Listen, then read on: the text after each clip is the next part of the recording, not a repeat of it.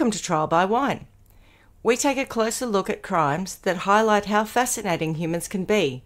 Schmitty, Swanee and Clarky visit crimes and run them through their jury of three, debating both sides of the case to agree an appropriate, if totally fictitious, sentence. Please be advised, Trial by Wine may include explicit or disturbing content and will include drunken rambling. Listener discretion is advised. All right, how are we? Not too bad. Not too bad at all. How are you guys? Not too shabby. Very well over here. It's a toasty evening and it feels a little bit like being at the Australian Open. It's one of those nice days where it's warm and we've had a couple of wines. It's all good. Had a good day. Very nice. Good. Well, we are doing 2 episodes in a row, so not a great deal happened in the last half hour. But I am on my last mango chutney, so I'll have to talk about what I'm going to drink next. I know, because I didn't expect a drinking game in the last one. Now, Shay, I've got a question for you. Do you have to drive anywhere after this? No. Well, I think you need to join the drinking game, love. I'll get a glass and a bottle of vodka, okay? Because I just got this, which is... bottle of vodka. A bottle of vodka. She's catching up fast. This was going to be the next drink, which is raspberry. So why don't I put that in with some vodka? Why I'll not? do that. I was going to say, Perfect. fuck the glass, just drink from the bottle. I'll grab a glass and a bottle. All right. Right. So, Well, welcome to the game, Swanee. How's this? Now we that really... is good. That looks like That's a beautiful mango colour. chut. Look at the colour of it. The thing is, I didn't know the drink was a colour. I've only ever had it a couple of times, so I've only ever drunk it out of the can. But look at that. Isn't that pretty? It looks like a Barocca or something. Beautiful. It's pretty. I had better introduce us. I'm Schmitty. I'm Swanee. And I'm Clarky. And together we are... Trial by Wine. Wine. And mango chutney and vodka and I was going to say, else. what are we Sure is. drinking? And I'm finishing a mango chutney because the last episode, Clarky made us do a drinking game and I went through 6 bottles. So I'm going to move on to, well, I had one before. Did you? I pre-gamed a little. Jeepers. Pre-game. I've had a hard week, okay? You are holding up well, girlfriend. I've had a hard 6 weeks anyway. But I'm going to move on to, and I don't make any promises that I'm going to hold up well for the rest of this, but I'm going to move on to a single estate Ara Sauvignon Blanc 2022, which is a New Zealand drink from the Ara estate. And I've got to say, as far as Savs go, it's beautiful. So, Swanee, what have you got? Right. Because Well, I've been led down the garden path by you lot. That's And right, forced to drink. I quickly raced back, having collected my dog, and I grabbed a raspberry sodally, which is some kind of, soda drink. And then you suggested that I might jazz it up. So then I went and grabbed a bottle of vodka. And I've just poured it together. nice. Yeah. And having only ever had those sodas like once before out of a can, I didn't realise it looks like I've created my own vodka cruiser. It's very The colour nice. of it. Yeah, And I think it's Colour. You have. It's either medicine or a hydrolyte or something. It doesn't look alcoholic. And to be honest, it could be a tad colder. I should have had ice in it. But anyway, it's quite nice. Okay, beautiful. And boys, what are you drinking? So we've smashed the rosé in last week's episode. So now we're on to the Halden Shiraz, which was, you may recall, nice. leftovers from the tasting, which was only tasted by a couple of us. So it's a Nice. 2017. It is delicious. Okay, good one. Yes. All right, Yes. so where we left our listeners with bated breath in the last episode was effectively, I think, a lot of carry-on from a certain Sante. Sante? Is that right? Sante, I'm calling her. Okay, Sante. mate. Who Swanee left us feeling that she didn't really like Sante. She hadn't warmed to her terribly. No. Yeah. Can you run that past us again, Swanee? I was thinking about it on the drive, actually. I was thinking if I could speak to her, I'd say, I'm very disappointed in you. Very disappointed in you. I think that you've taken a path which you've allowed yourself to get a little bit carried away, Sante. A little bit sort of, this is the life I like. This is easy. This is an easy way to get money. Oh, No, she's very calculating. Bridget Jones would say, I'd rather you're angry than Calculated, disappointed. Yes, exactly. That's exactly why I'm disappointed. Yes, I've got children. yes. That's what I was thinking. Very And I am upsetting. disappointed in the path that she has decided to take. From the time she was about 4. I don't foresee good things happening. But let's see, where does she end up? But she does have a genius child, little Kenny, who was doesn't she, though? staying at home and not allowed to hang out with any kids, and certainly not allowed to be taught about morals by anyone other than mother. So that's the wrap-up of last week.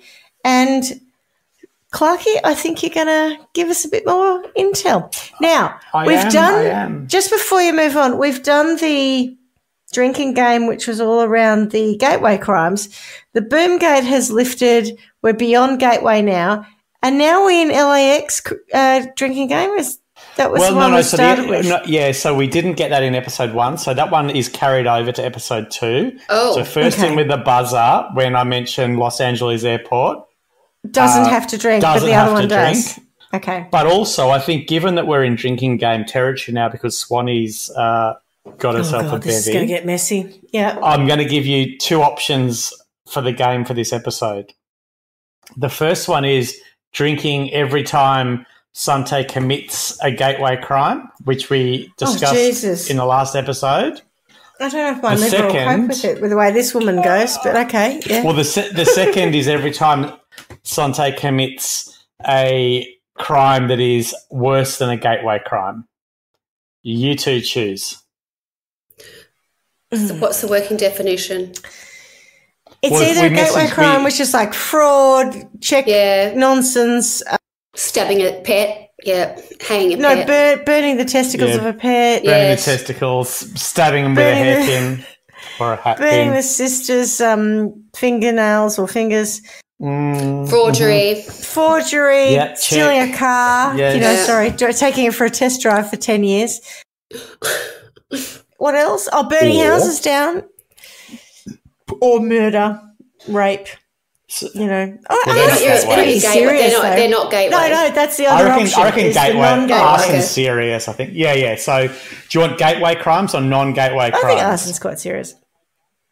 Let's say non-gateway crimes because, let's face it, that's where we're headed. Change the rules today? Yeah, right. Okay. I mean, don't get me wrong. This has got both gateway and non-gateway still to come, but I think it's a wise move. Let's go with non-gateway.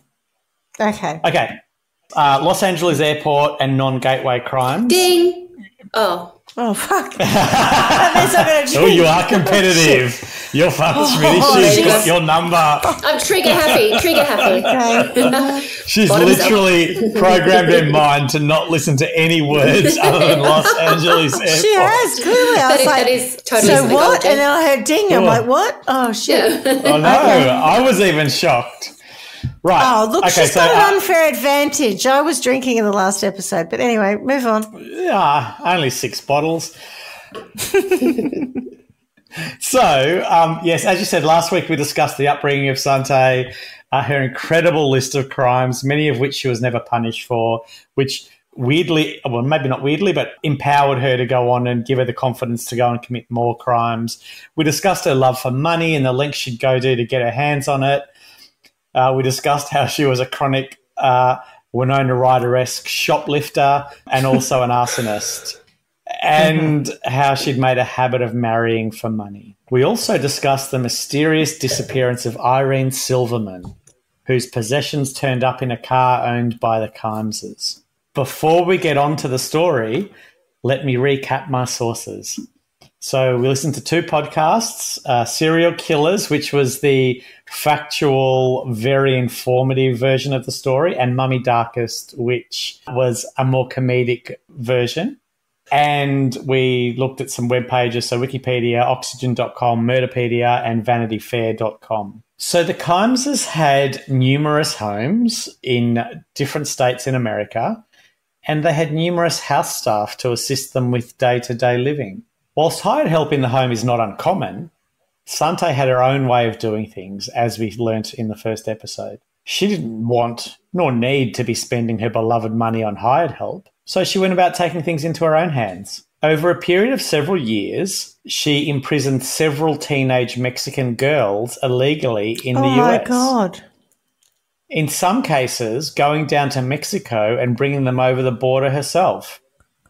Sometimes, to be fair, God. with Ken in the car. How is that to She be then fair? take them. Just that he knew about it. It wasn't just her. Just her. Yes.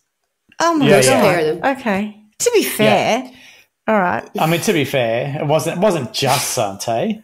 So they then take them back to their house, and she would keep the young women under lock and key, making them work as maids 7 days a week without pay and treating them so badly that it bordered on torture. The cruelty that young Kenny witnessed from the time he was 3 was astonishing. One maid later testified that Sante had burned her with a hot iron. Oh. Gateway. Oh, Is it that's gateway? more than gateway. No. Isn't Is it? it- Oh, I don't know. No. Is it drink or no The drink? problem is, I think the problem is now everything People is going to be. trafficking. Oh, right? but the people trafficking is definitely not. This is the problem now because she's done so many. She's so beyond gateway. It's kind of unfair in some ways to even be But classifying her. burning She's just a someone with an fucking iron criminal. is not Sante's big MO. one. I reckon it's gateway.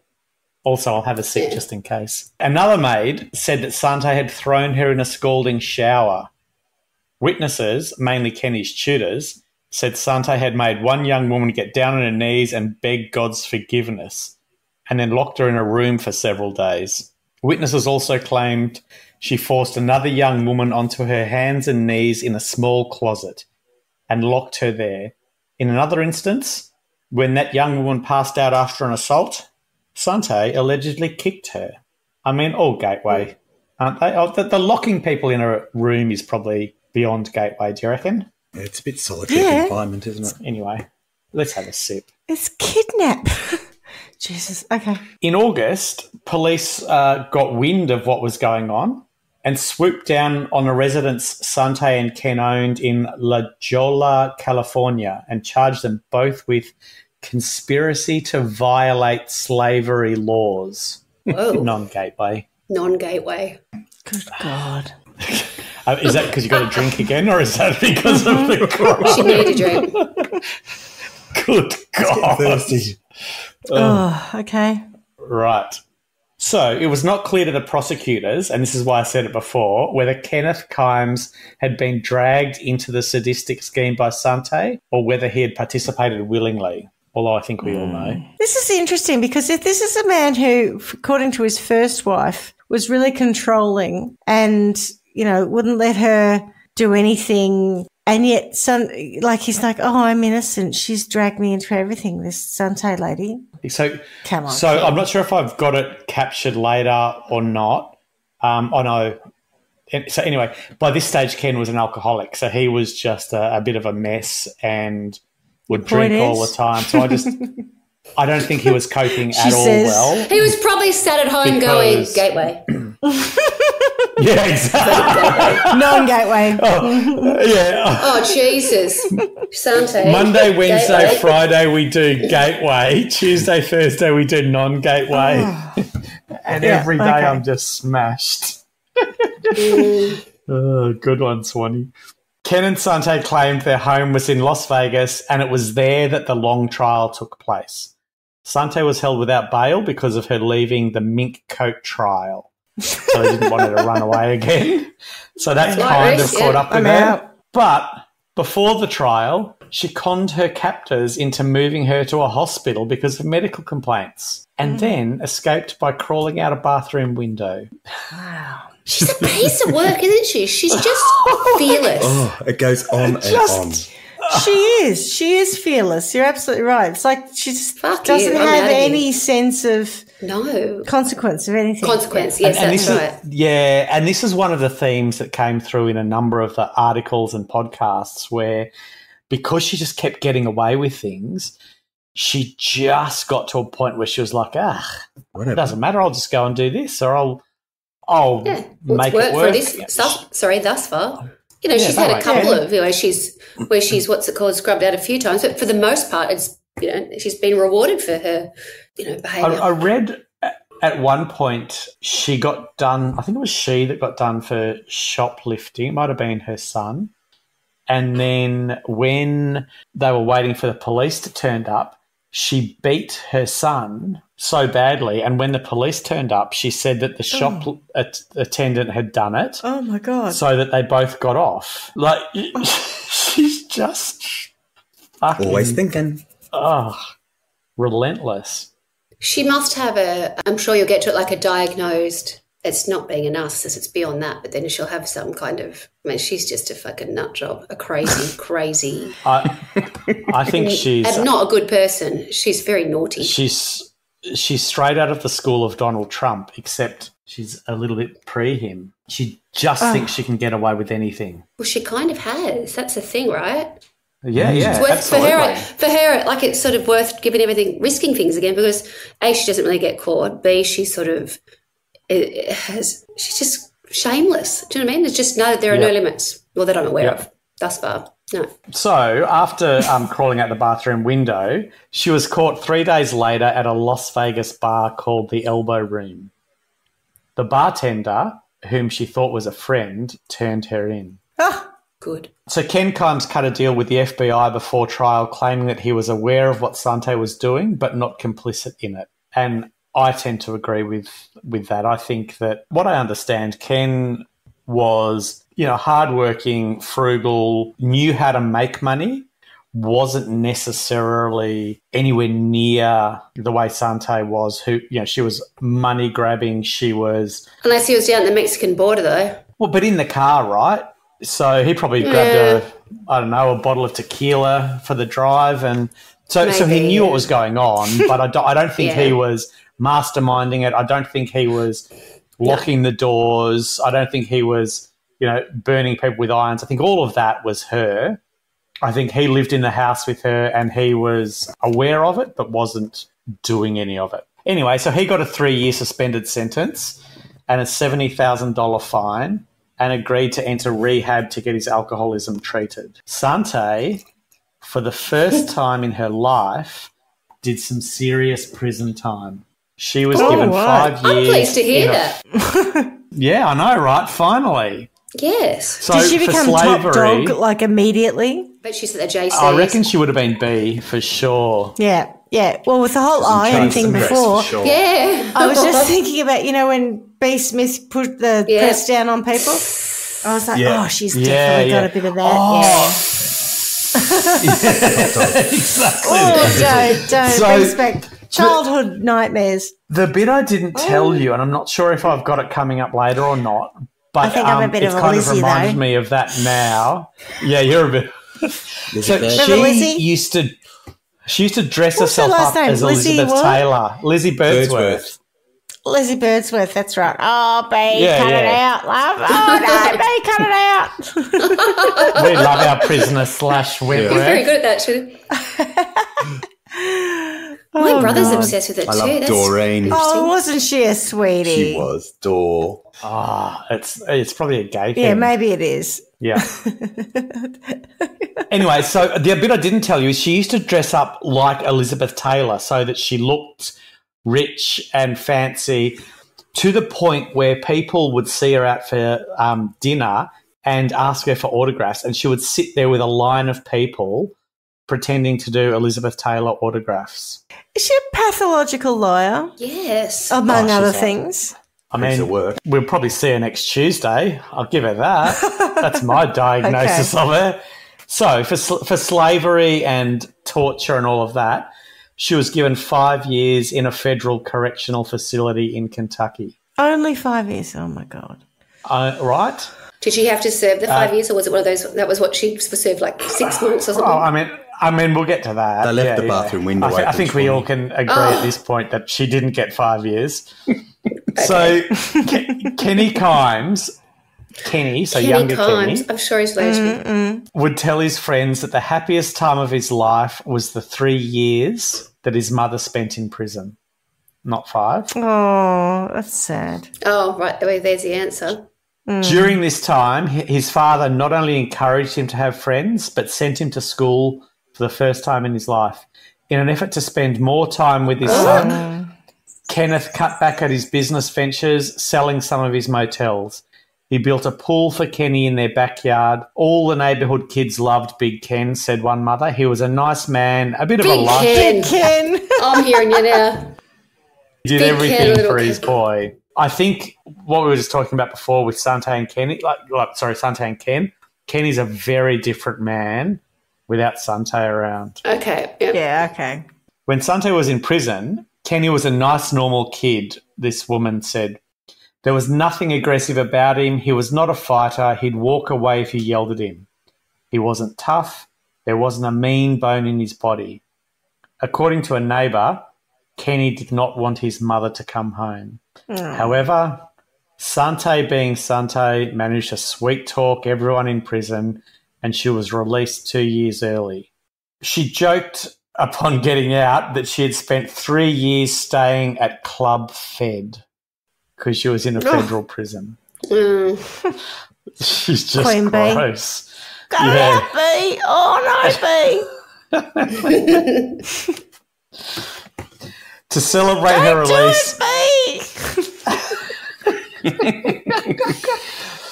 To celebrate her release, Sante arranged a world tour for the family. And then once she got back, she pulled Kenny out of school again Was and that began the, the old... Oh.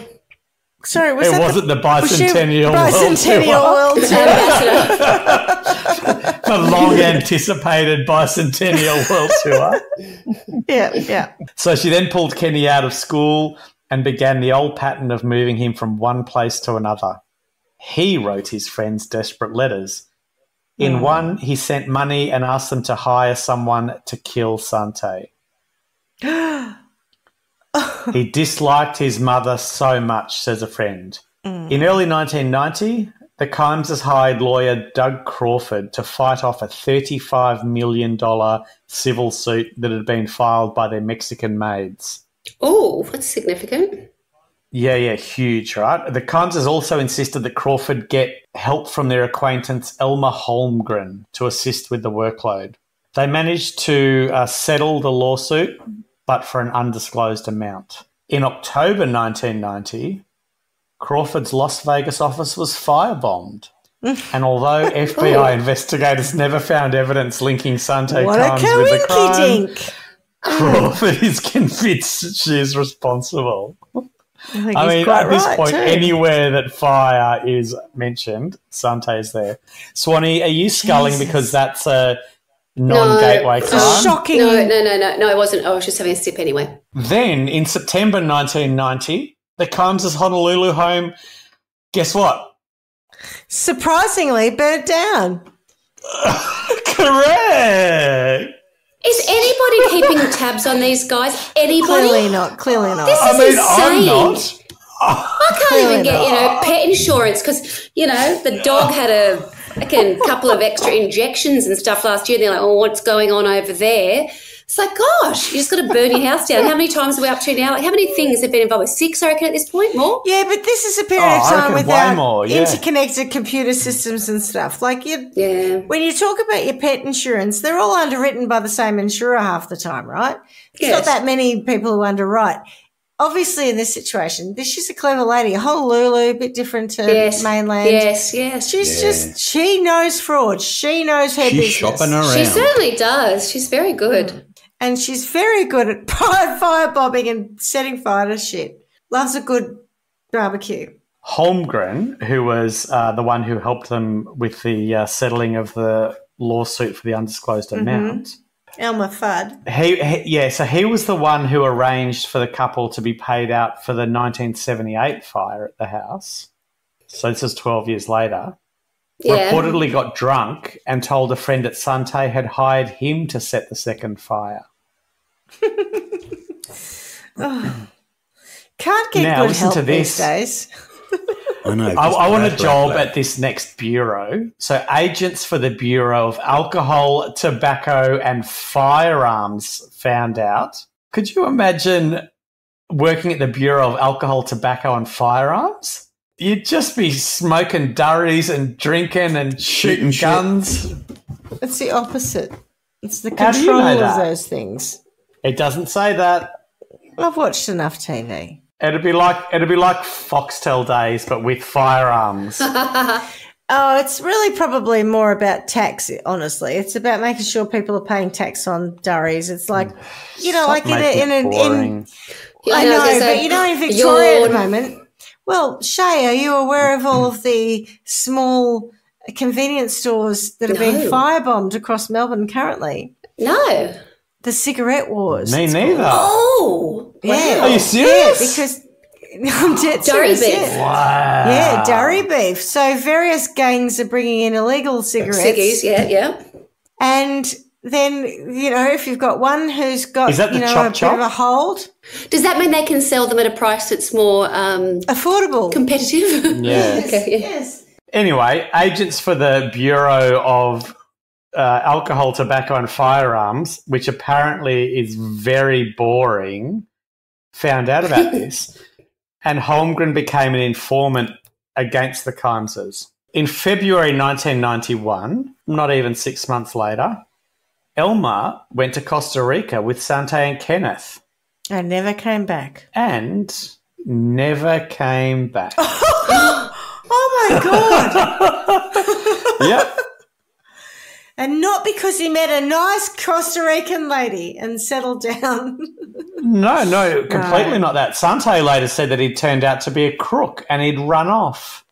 Oh, okay. That must have been through alarming. through a hospital window. No, Why would you go to Costa Rica with them, though? Exactly. But why would you go to Costa Rica with this woman? Well, he obviously didn't know that they knew, but they knew. So there was talk of possibly them knowing somebody in the alcohol fire and blah, blah. And a mole. So, back to the Honolulu... Slack-ass mole. Back to the... slack-ass Some money slack-ass hungry 3D is slack-ass mole. Yeah. mole with Firestarter. She's like Stephen King's Firestarter. No, isn't that like The Prodigy? I heard that song in that Firestarter. Yeah. Twisted Yes. Firestarter. I can't even remember. I heard it the other day on the radio. I'm like, oh, Yes. it's quite. It's a lot. It's quite intense. So the Honolulu house, the one that was burnt down the second time, was insured by the Chubb Corporation, who you probably know. Mm-hmm. Yeah, Chubb are quite safes. big. Chubb. Yeah, Chubb safes. They do fire stuff. Chubb and others. They do Chubb security insurance. alarms. Yeah. Mum has a Chubb all those account things. because for if she falls over and presses her alarm. Is that that's on why they're- Pornhub? Is that right? Ah, No. What? It's just being a rude. Chubb account. Oh, So she got a has a Chubb Chubb account. account. Oh, dear. The Chubb Corporation refused to pay damage to the Honolulu house because, of course, they were cottoning onto her. Nonsense. Yeah. But Good. Finally. of course, Sante was furious at the insurer. What a liberty. According to lawsuit by Chubb, in 1991, she found them impertinent. No, she didn't really. She did. She absolutely found Well, I them mean, she interesting. absolutely did, but not according Come to the on, lawsuit. Kenny. We're going home. We're leaving. Come on, Kenny. So, in 1991, she stalked the company's CEO. Now, bearing in mind, they were a big corporation at the time, so for her to do that was impressive. She would lurk outside his home in Far Hills, New Jersey, and follow him to business meetings. And at one point, They never live threatened there. Fire Hills. No. Not when an arsonist is stalking you. Oh, Far Hills. I thought you said Fire Hills. Fire I'm like, Hills. you don't want Oh, Jesus. I don't know what I said. I'm too far down the non-gateway path. And at one point threatened to hurt his children. She's going to stick hat pins in them and put a cigarette lighter under their hands. Yeah. Testicles. She's awful, isn't she? It's just because it just goes on and on and on. She should not be. Out. She able should be in jail. Yeah. Yeah, many times over. So when Kenny went to college, unlike most mothers, Sante went along with him. And that at in the New Jersey? University of California at Santa Barbara, she lived off campus with Kenny and her elderly and somewhat fading husband. Is that because you're still breastfeeding? Well, a little bit of Bitty. bitty. Bitty. Bitty. Kenny, bitty. Oh, God. Come and sit on Mummy's lap, Kenny. Have some bitty. At the university, she often co-hosted cake parties with Kenny. That's We're all getting a bit gross. fatigued by fucking Could you Sante. imagine it? Could you imagine it? I mean, I'm a fan Mum, of a cake put it party, away, right? Mum. But all right. Are you? I didn't pick you as a kegger, Clarky. Kegger. Oh, well, back in the day, Back in no the day. problem. Yeah. Yeah, Tapping I'm the more of a keg. whiner now. You are. Beer was his gateway alcohol. Ooh. A barrel, yeah. Oh, so now I'm a Need a non-gateway drink. alcoholic? Uh-oh. I haven't had a beer with you in years, but we've drunk a lot of wine in the last few. Yeah. So on the 28th of March 1994, Sante pulled up in front of a Santa Barbara bank and went inside, leaving Ken Sr., who was 77 at the time, in the car. When she came back out, Ken was dead from a heart attack. Oh. I mean, it's not that surprising given he was a serious alcoholic. By the way, surprised she is there wasn't a there. question about that, or did he actually just die of a heart attack? No, there's no question about it. Sante, though, wasn't sure what to do.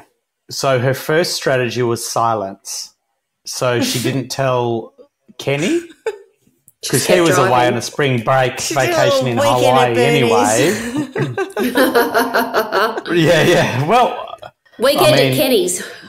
you're not far wrong, No. but without in a the freezer puppeteering. So Okay. instead, so she didn't tell Kenny because he was away in Hawaii. But when he came back, she greeted him at the airport, and Kenny said, "Where's Papa?" And Sante said, "He's right here," and whipped out Ken's ashes, which were inside an urn. Trigger!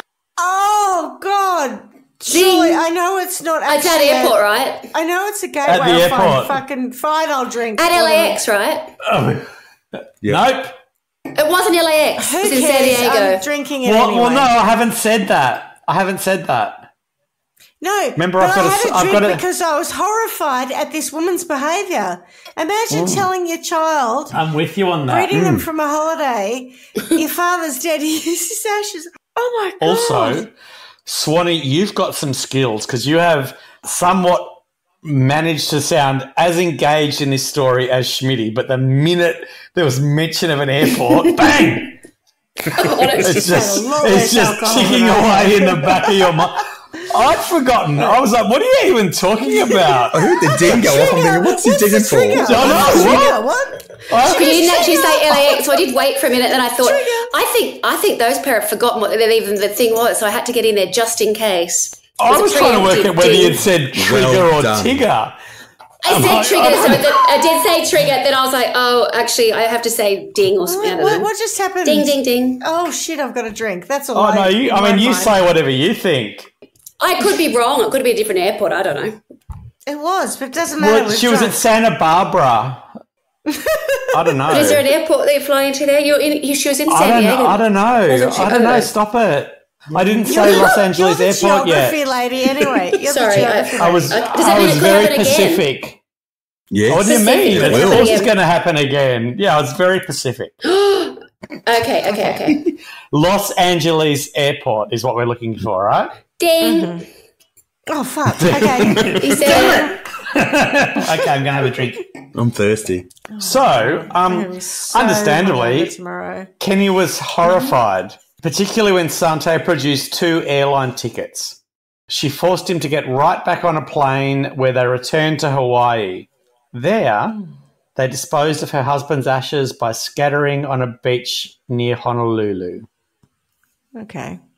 That's not the worst thing is she's that all done. legal though? At that point, he died from a heart attack. He was cremated, and Yeah, then no, that's all. I think that's all. I don't. I Apart can't from the see fact it. that she probably drove him to excessive alcoholism, but apart from that, I mean, we'll get to the part of it that's illegal soon. I mean, Scatter your to this ashes. point, Bound to be as something. far as we Without a all know, permit. it's all above board, but, you know, we'll get there. So, with the death of her husband, things heated up for Sante. So, she found out that Kenneth had never updated his will. And this meant oh God, that he's left all everything was left to Show his it. 2 children from his first marriage. I can't believe that she would allow that detail of even happened. That Incredible. stuns me. For someone who's all So, about the payout. Yeah, no, you're spot on, right? But listen to this next. Doesn't make sense.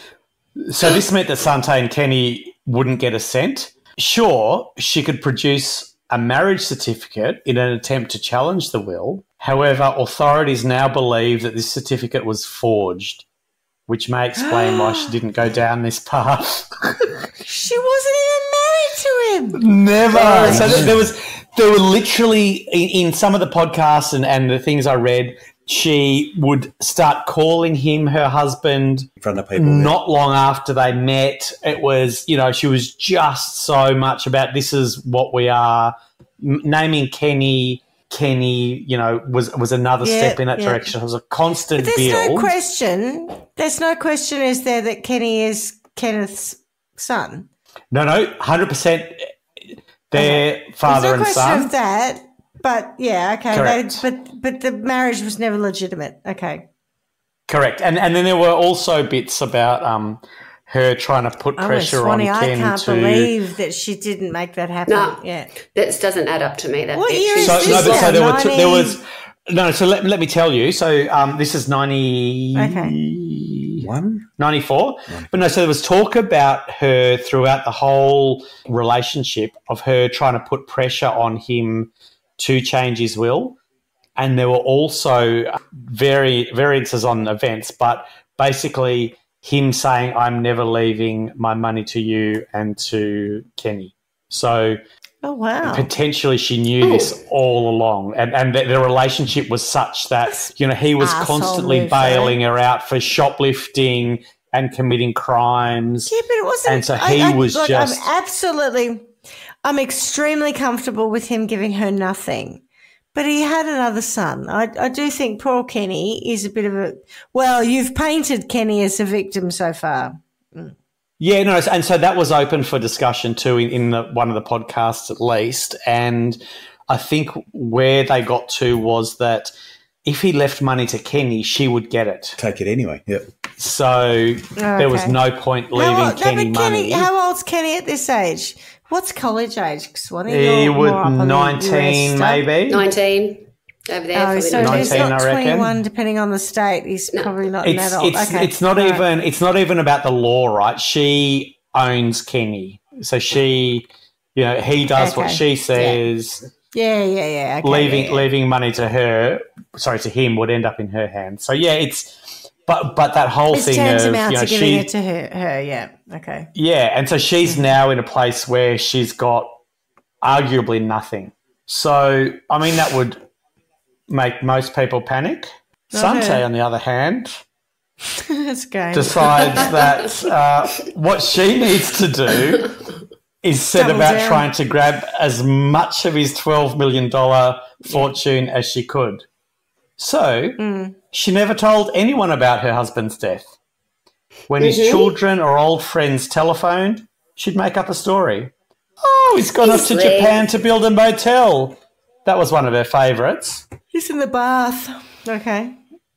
Yep. So Sante never had access to her husband's money. All the bank accounts, stocks and real estates were in Kenneth's name. So she couldn't make any claim on it because he would have to sign it over, or she'd have to go down the path of saying that he's dead, and then it would go to his previous Probate family. and blah, blah. Yeah. Yep.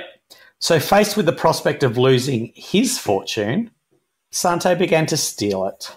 And Swanee, to your point about the legality of his Can't believe death, she didn't do it earlier. by putting the social security number of another Kenneth Kimes, possibly the one from Wollongong, on her husband's death certificate and Oh my forging his God. signature on various documents, Sante was able to keep her husband's death a secret from his heirs for nearly 2 years. She's. See, that's why I can't believe.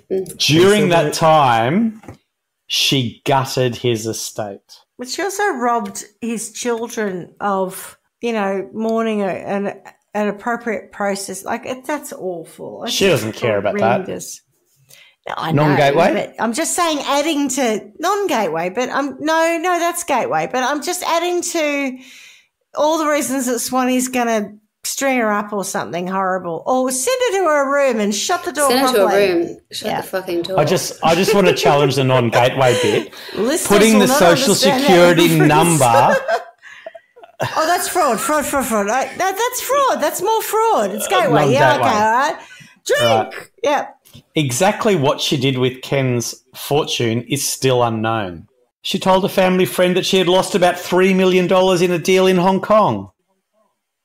She also allegedly had business in Cuba, including one venture with Kenny involving smuggling cigars. It's Ken funny, Kimes- when you said Cuba, I said, something to do with cigars, and then I thought, that's ridiculous.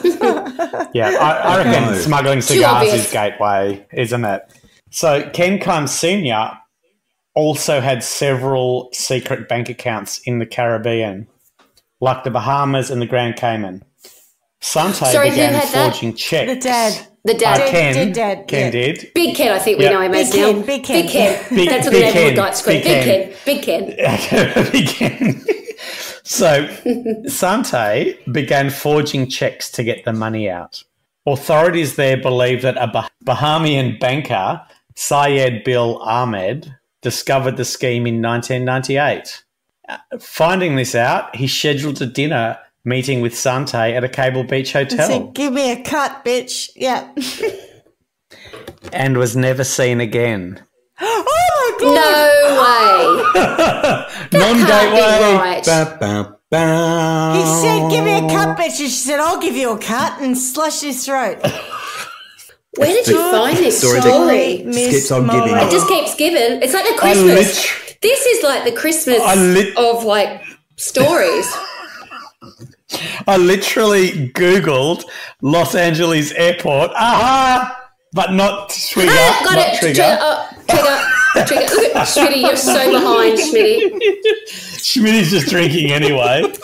Schmitty's defeated in this taking advantage quest. of my. Yeah, I totally am. You're taking advantage of my slower That's the idea. responses. Yeah. Anyway. No, but so that's literally what I Googled, and then I had to scroll down a couple of, suggestions, and then this came up. I'm like, wow. Jesus. And it took me a long time to realise just how big it was. But anyway. You didn't quite realise what Right. the sort of the gold mine that you'd hang on. found. So we've got Elma and not Mahmoud. Yeah, what was his name? Syed. Who was Elma? her first Oh yeah, Syed. Syed. disappeared Elma, guy? yeah. Two Syed, never seen right. again. And of course, so Sante, Irene. But we've forgotten about her. yeah. Anyway. No, we haven't. We're going to get back to her. Don't worry. Sante also enlisted the help of an old real estate agent contact of Ken's, David Kasdan. By creating a paper trail of documents, it soon appeared that Kasdan had purchased some of the Kimes real estate empire. But in January 1998, Kasdan received an envelope from a Florida bank he'd never heard of. He was surprised to find that it contained payment books for a $280,000 mortgage taken out on the Geronimo Way house in his name. Unable to sell the house because she didn't own it, Sante had managed to forge Ken's signature on loan documents. She couldn't steal the house, so she tried to steal its value. So she sold the house over to Kasdan, then took loans out on the house, forging Kasdan's signature. And then when the bank sent Kasdan things saying you got to pay the mortgage, he was like, I don't know what you're talking He's like, about. What else? Yeah. Excuse me. Not surprisingly, I should do Kasdan that. didn't like that. Next time HSBC comes to me for a mortgage repayment. What? I don't know anything about What? that. Yeah. Sante? Well, they might repossess my house, which is not ideal. So, yeah, that won't work. Anyway. Not surprisingly, Kasdan didn't like that and soon threatened to tell all. And then he disappeared. His body would later be found in a dumpster near Los Angeles Airport. Oh, Trigger! Trigger! I got in first. I don't think you were supposed to say trigger. I got in first. I don't know why we say trigger, but anyway. I'll drink anyway. That was the point I was trying to. What have I done to us? Now we've been like brainwashed into saying the word trigger as opposed to trigger. I'm waiting for it. I love that the sniff of a reference of an airport, Swanee was on it. But when it came down to it, Schmidt. yeah, I made a point. I even emphasised it. So his body would be found in a dumpster near Los Angeles airport. That is so in March disrespectful. 1998. I mean, not to say what's the perfect place Trigger to let a body, does she but do or it drinking all? game or no, putting a body in a dumpster. I find that right. You've got it's like putting it in a And- septic tank or something. Oh, it's yes. really disrespectful. Putting out the trash. Anyway. Yeah. He'd been shot to death. So, Swanee, when you asked how did I find this story, I did that Google search and it came up with a body found in a dumpster at Los Angeles airport. So I'm like, cool. I'll there you read go. into that. Well done. No! I didn't even know that one. I'm going to drink for that too. 2 for 2. Well done. Now you're charging now. So on January the 31st at 11:19 p.m., so pretty close to New Year's Eve, a fire was called in at the Kimes' house on Geronimo Way. No. Oh no! It was not another fire. They have such bad luck. Isn't it like really starting to annoy the pair of you that like how no one's onto her? Why is no one like ready to pounce? And why isn't she locked up? This is pissing me off. Oh, Really? it's so annoying. It's so frustrating. Why is it still going on? Damn last century and their lack of internet.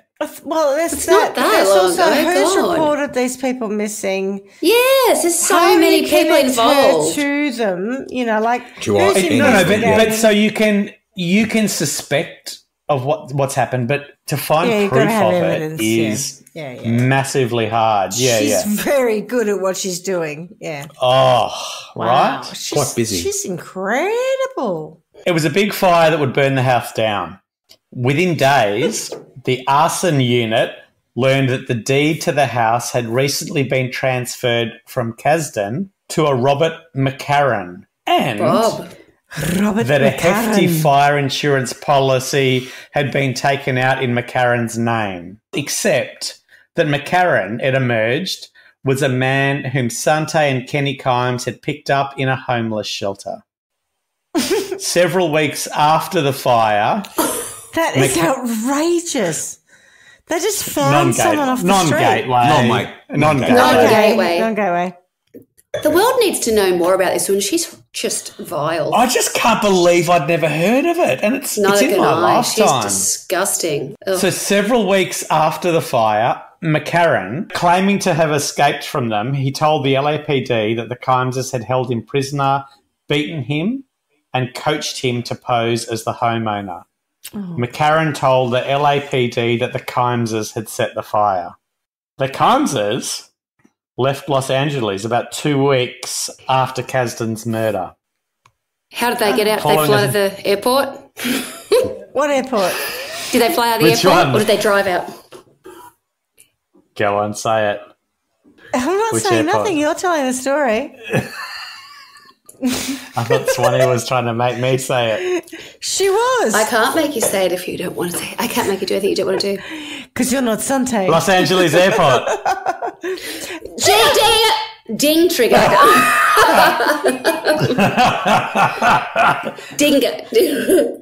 They don't know why we're saying There we trigger. go. I know.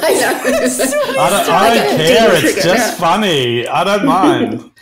Can we have a trigger warning at the start of this episode? The funny Yes, thing you'll is, need the it. rules are the person who says it first doesn't drink. But I've drunk every time Everyone drinks, anyway. yeah. Oh, me too. I'm Anyway. just drinking because I don't really know the rules anymore. Yes, so they left Los Angeles about 2 weeks after Kasdan's murder. Following a stop in Las Vegas, they headed to Louisiana, then on to Florida. And eventually they made their way They're up on the to New land. York. By this time, the FBI, the LAPD, and law enforcement in several states were one step behind them. So they all knew that they were doing bad shit. They just didn't have enough proof. I think it's say one step ahead. No, one step behind. No, one step behind. Great. But they were onto them, right? They were chasing after them, but they just Okay. weren't quite there. In January 1998, Sante had phoned Jim Blackner, the sales manager of Parkway Motors in Cedar City, Utah, and told him that she wanted to buy a Lincoln Town Car with really, really dark tinted Dark windows. She said she didn't want to pay for a And new massive one. boot. Yeah, okay. And so they settled on a slightly used teal green Lincoln, for which Sante would trade her 1993 Lincoln and pay Blackner $14,973.50.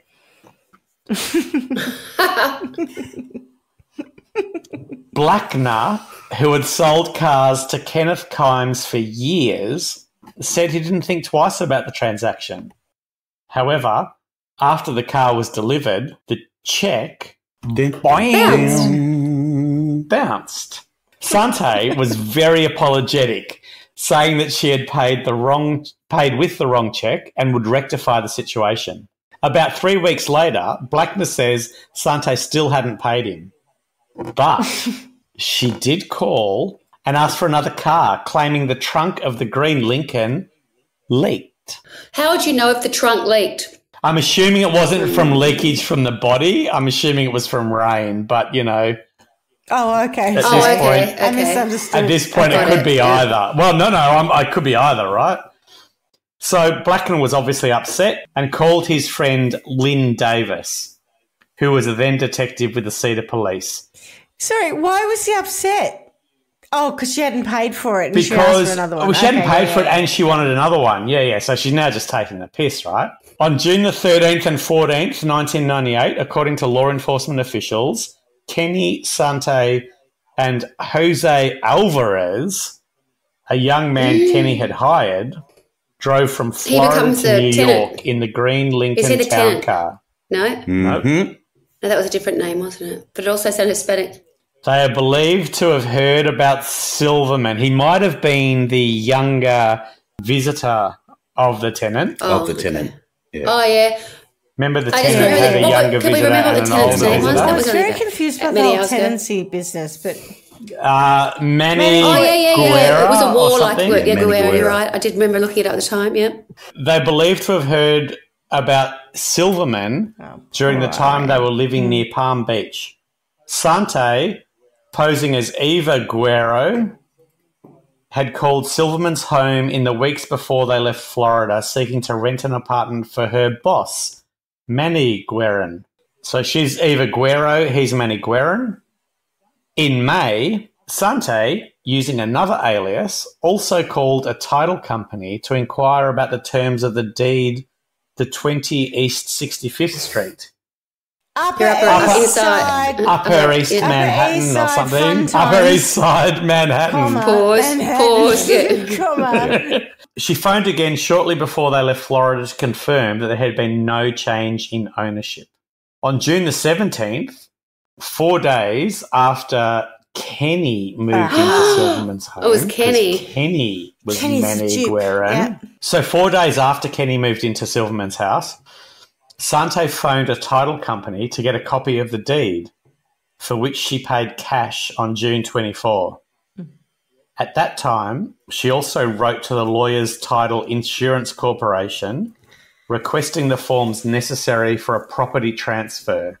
However, when the forms arrived, she realised she needed Silverman's social security number to complete the forms.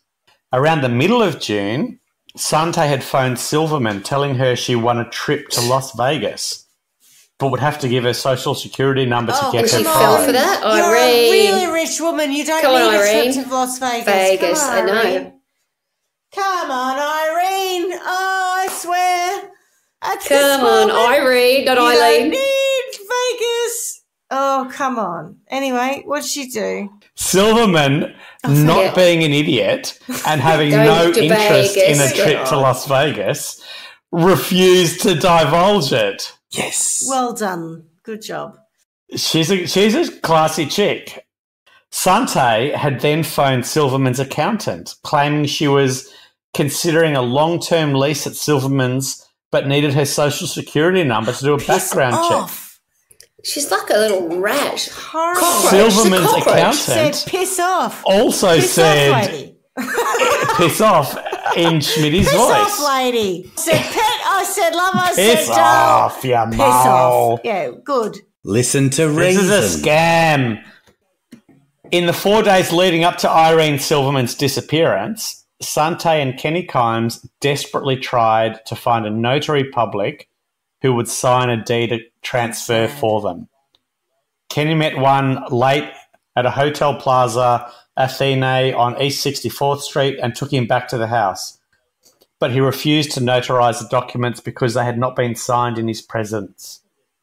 On the 2nd of July, Kenny met a second notary at the hotel and took her back to the house. This time, according to the indictment, Sante, impersonating Silverman, signed the documents in the notary's presence. The woman then notarised the deal. So the woman then notarised the deed transfer bearing Silverman's forged signature. Just what the Kimeses may have expected would happen when Silverman was discovered to be missing is not clear. They may have planned to frame Stanley Patterson, a Las Vegas associate, for Silverman's murder, because on the 1st of July, Sante called Patterson and told him to get on a plane to New York because she had a building she wanted him to manage. Patterson, a casino maintenance man, had bought guns for the Kimeses, including a .22, around the time of Kasdan's murder. Tracked down by the LAPD, he became an informant. So when he got Sante's call, Patterson phoned the LAPD. They told him to fly to New York, and when he arrived at Kennedy Airport on the morning of July the 5th, the NYPD and the FBI were waiting for him.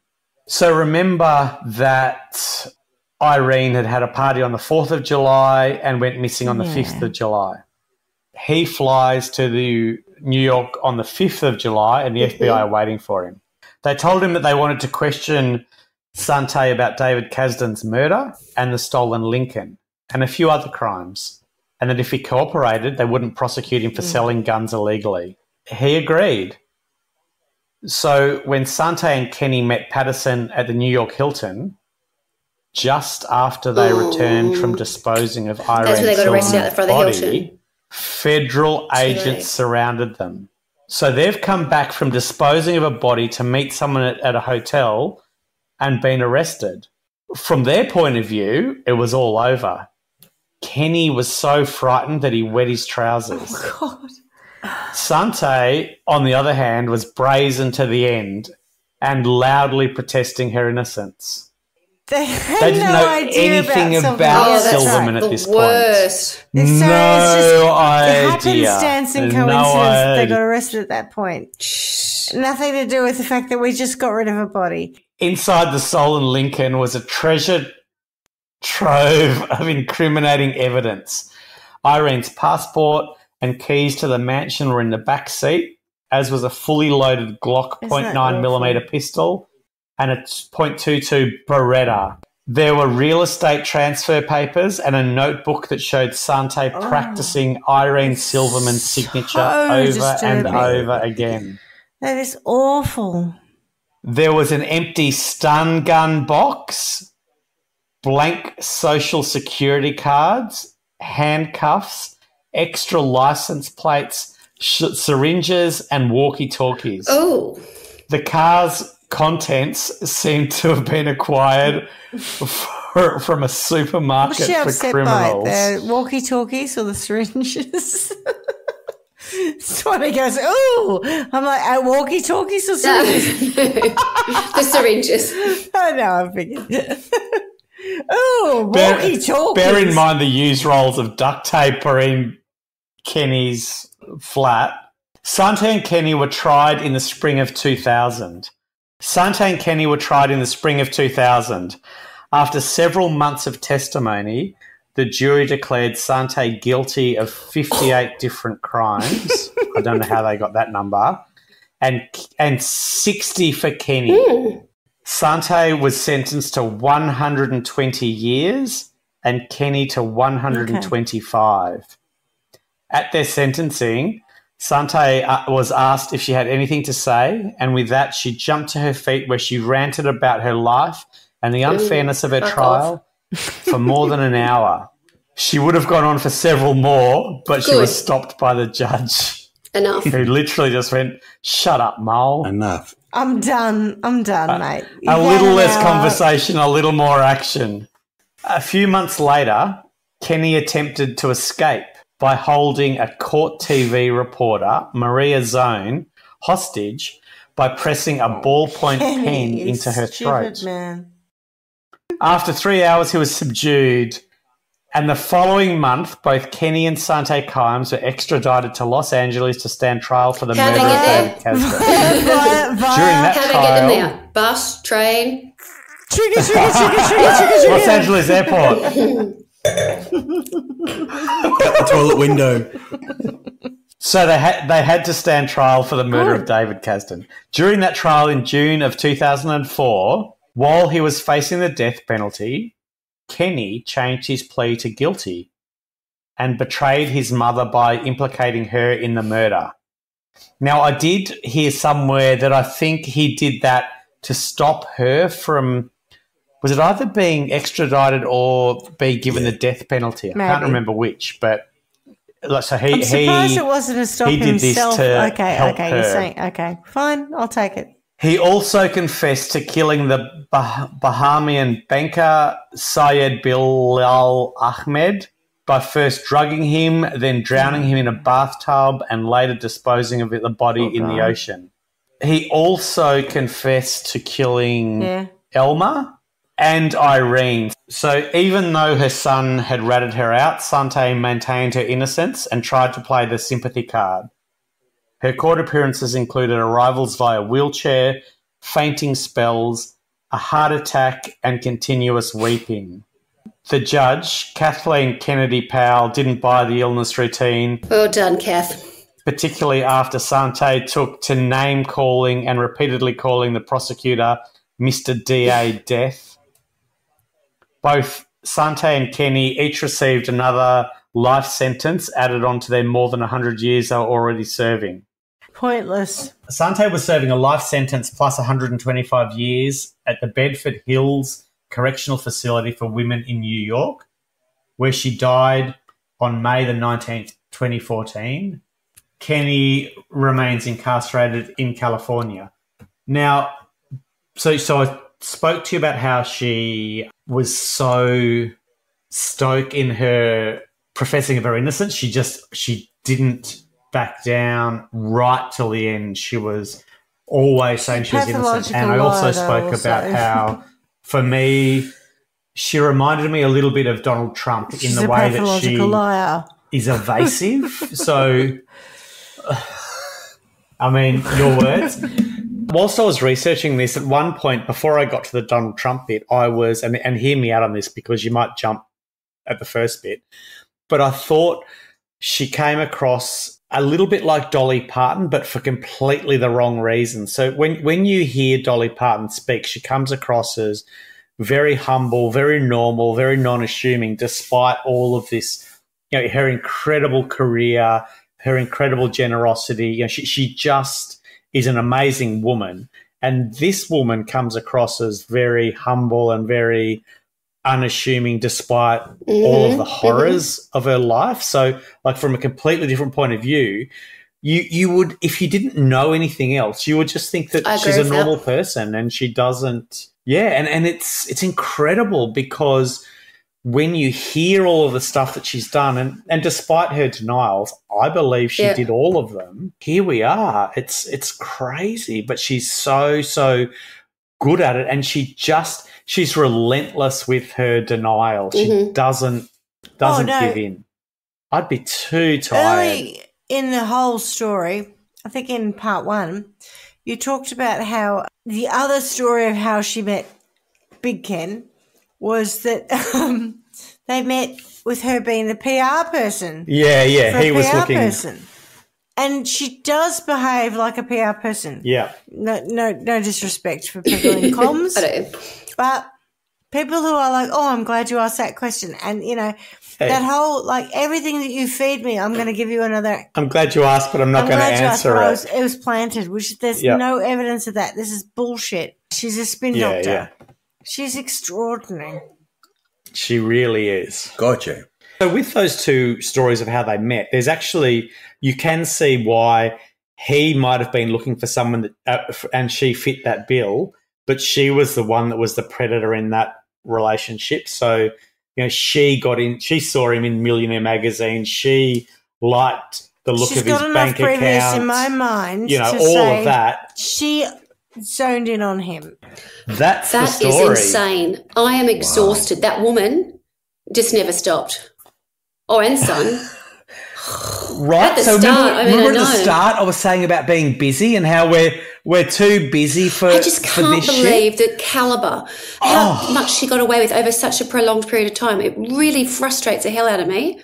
I get so annoyed with that stuff because, every crime's different that we cover, right? Obviously. But, sometimes something will happen, they're caught in an instant or there's something like that. And this just goes on, then there's another fire. Then someone else dies, and then there's another fire. But hang on a minute, they left the window open. Then she's taking this money, and then oh God, it's insane.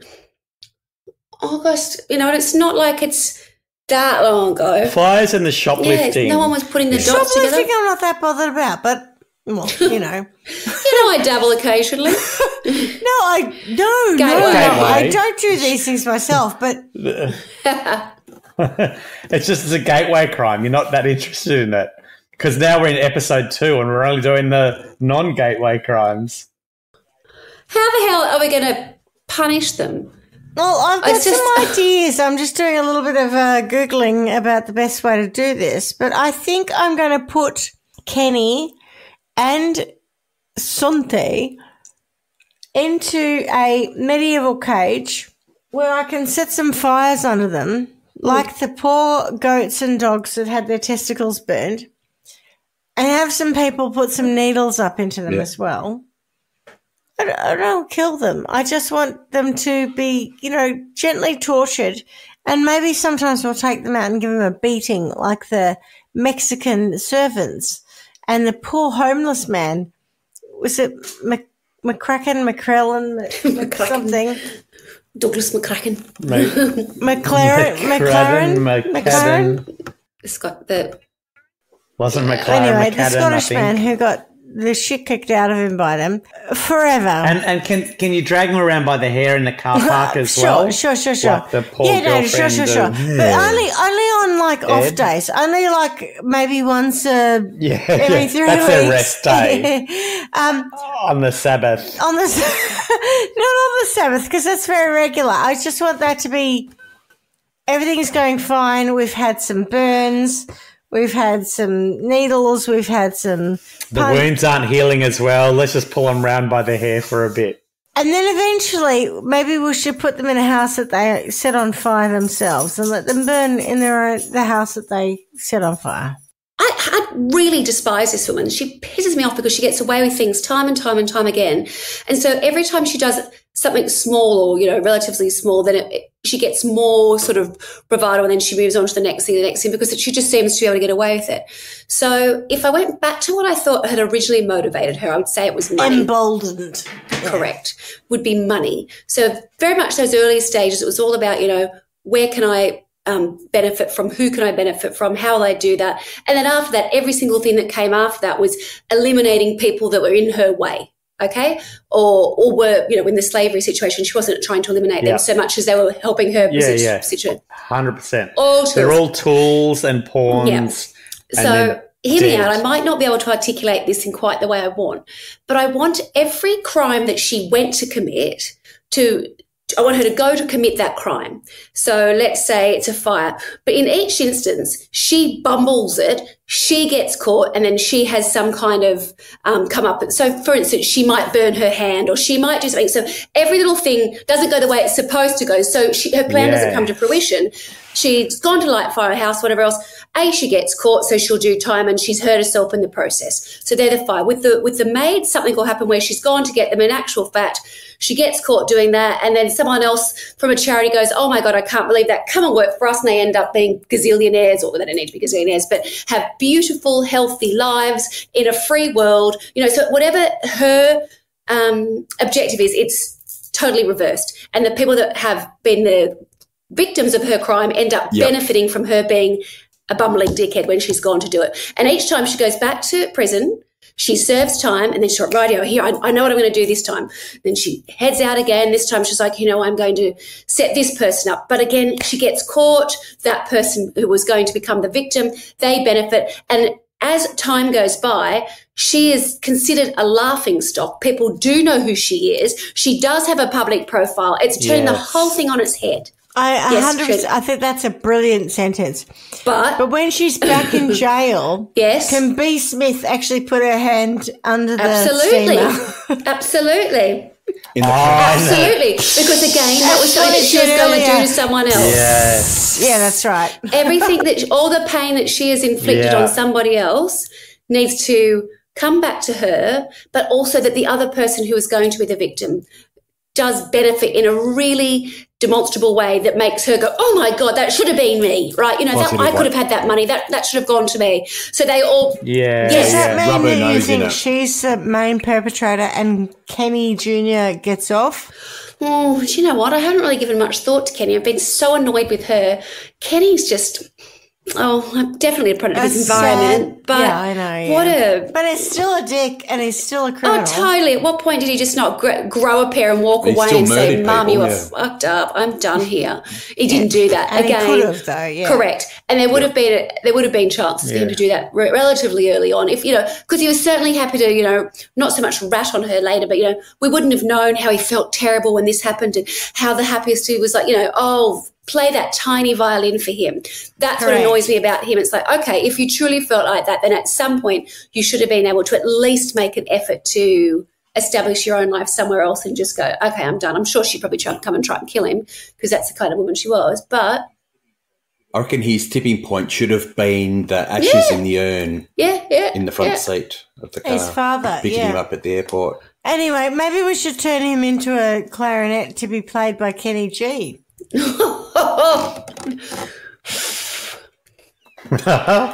Kenny. Big Kenny too. No, Big Ken.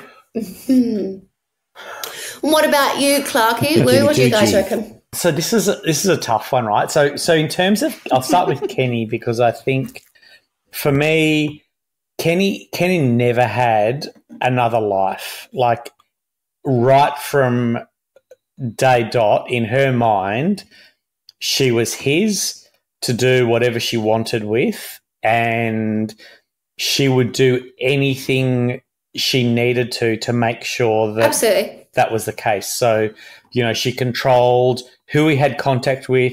She controlled the kind of contact he had with people to the point where, when you talk about, and we talk about this with, victims of domestic abuse a lot, whereby they can't leave because they're scared and they've got no one to go to. I think Kenny had no one to go to, and I think absolutely he was scared. And I think he tried to cry for help at various points, and no one listened. So I feel really sorry for the Kenny that could have been.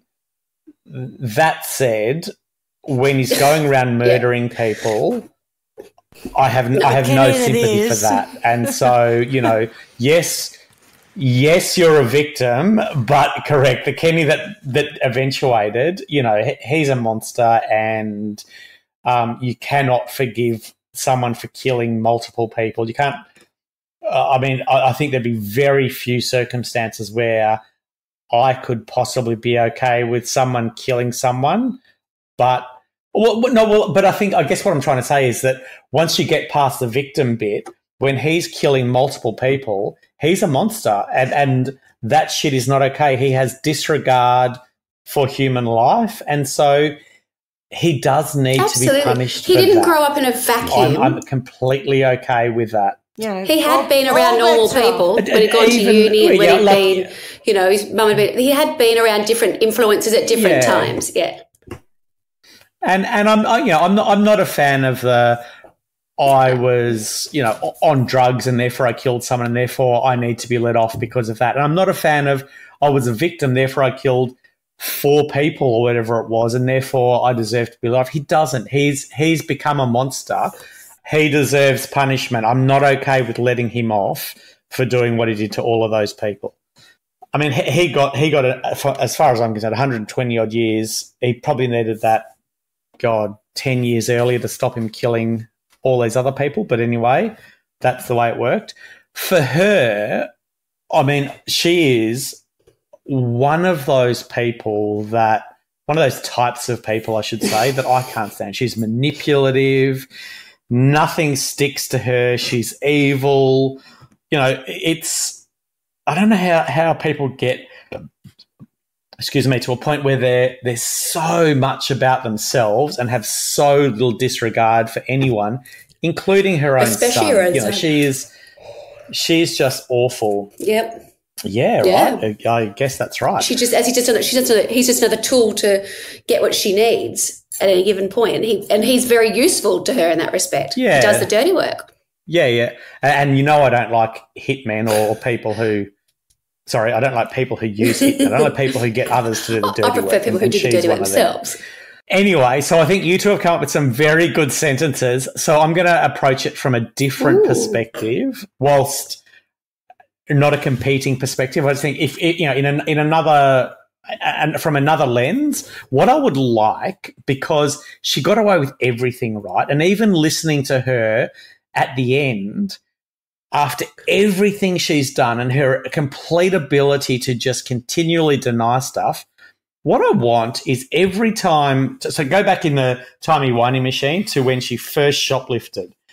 And when she shoplifts and somebody starts questioning her on it, whether it's the store owner or whether it even gets to the police, because it varies, when she starts spitting her story as to why she's innocent and blah, blah, blah, I would like projected on the wall her future crime palette. So all these crimes she commits past that point to be, she tells her little lies and her manipulative stories and blah, blah, blah, and then the world pauses and they can both watch what plays out from that point on, so that the poor people who are trying to pick a balance between, do we support this kid or this teenager or this, woman or this grandma, whichever point of her life she's in, they're trying to go, if this is an isolated incident, do I go hard because she's a Winona Ryder shoplifter, or I go, well, she's not that bad and maybe I'll be a bit more empathetic towards her. They can actually see wholly and solely what she looks like. What's sort of amusing about what you're saying is that we're recording this in December with a Christmas bent, even though by the time this comes out it'll be mid-Feb. But it feels very Ghost of Christmas Past, Ghost of Christmas Present, Ghost of Christmas A Christmas Future. Carol. It's a very Christmas Carol sentencing that you're doing here, which is, here's the person at the outset of their life. I haven't even seen A Christmas Carol, but so you know it's not it, deliberate. The Charles Dickens one, you'll know it. Whatever happened to you? Anyway. Yeah, you do. The Ghost of Christmas Past. Yeah, no, I don't know you loser, apart from you. I know of the Ghost of Christmas Past, the Christmas Present, the Christmas Future, but I don't know what they are. The different versions of the person, how it goes wrong. Scrooge. Sorry. I wouldn't watch Christmas movies generally. It's like Scrooge. Are you saying that you've never heard of Ebenezer Scrooge? Scrooge. I've heard of it, but I don't think I've seen it in a movie. He's a good. Ebenezer Scrooge. Okay. He's a good. Anyway. I've heard of Grinch. Not the same. Not the same. No, it's true. Scrooge. Everyone knows. Oh, you're a Scrooge. But I haven't watched Grinch either. Anyway. I don't know. A Christmas Carol. I've heard the term, yeah. Well, yeah, but I was doing it more so that the poor people who were trying to find the right balance in law enforcement could actually see what would happen if they didn't go as hard as they did, and therefore they would go harder on her. But I think that also in that, if she's watching it, she might go, oh, now I look like an idiot because I've said I'm not all of this, but there's a here moment I that am. the individual says, yeah. no, I'm going to turn out to be a complete prick and go to hell. I don't think that woman had any concept of hell. So I'm very happy to say that let's just instigate on her that hell's real. Take that, bitch. Cup that. Well, there you go. That's the story of Sante Kimes. It was full on, wow. And thank you very much. And I'm sorry if I sound a bit pissed because... you are? I so totally am. I've drunk like a bottle of Sauvignon Blanc 3 hours of drinking games. It's more than that. I was being kind. It's for a very long time, I've been challenged to drinking games where I've been drinking even when I didn't need to. You've been very good. And it's been good fun. So thank you. Great story, Clarky. That would have taken you a lot to do that. It was a lot. It was brilliant. Larry King / Clarky and Woo, thank you very much for that. Yeah. Shay Panda / Swanee, thank you very much. And as we say every week, well done, ladies. See you already. Ciao. Ciao. Bye. Bye. Ta-ta. Thanks for listening to Trial by Wine. You can contact us at trialbywine@gmail.com. Please rate, review and subscribe to Trial by Wine on Apple Podcasts or wherever you get your podcasts. If you'd like to support us, you can become a patron at www.patreon.com, Trial by Wine, or visit our website www.trialbywine.com to donate to us. Your support will help us cover many more cases and apply wacky sentences. We really appreciate you listening and hope you tell everyone about us. Our cover art is by John Christo and music is by Beauchamp from Pixabay.com.